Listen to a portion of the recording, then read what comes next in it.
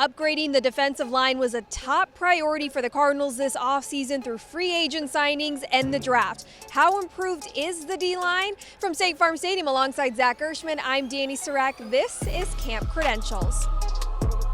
The Cardinals added size, strength, and veteran experience to this defensive line. Zach, they are more physical than ever. What's the most significant upgrade to the defensive line made evident throughout camp? I have to say, you mentioned all the different traits, but there's also depth to that defensive line for a coaching staff that loves to rotate their pieces, especially when you're in the trenches, because they are physical. They are always going after the quarterback, trying to cause chaos in that backfield. So when you add depth, when you bring in a guy like Justin Jones, Bilal Nichols, Kyrie's Tonga, you bring back an LJ Collier, and of course you draft a guy like Darius Robinson, who we've seen floating all across the defensive line. It adds depth to that room, especially when you also consider you have guys like Dante Stills that are very familiar with what you already have in your program. Defensive line as a whole has looked strong in their one-on-one battles against offensive linemen and getting into the backfield a little bit in some teamwork. Yes, we have. And when during the training camp where you're not really able to get super physical and super violent, this team has proved that you are able to do that just by your techniques, your fundamentals,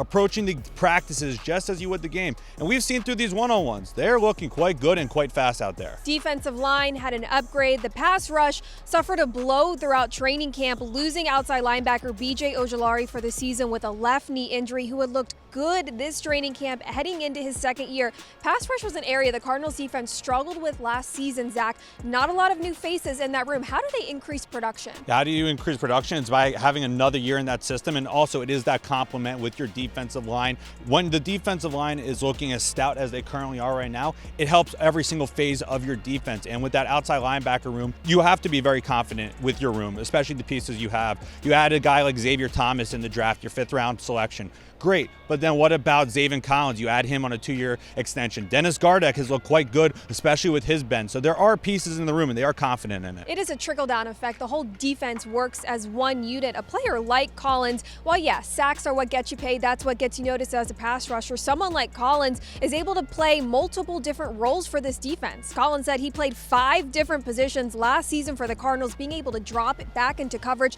Those are different aspects that can still increase production. Yeah, versatility is the number one word of the offseason for this Cardinals team. And when you think about it, you also had a guy like Mack Wilson to your inside linebacker room, but you also are able to put him on the edge, and that, once again, it helps every single facet of your defense, Dani. Defensive line definitely beefed up, and how can that help the pass rush?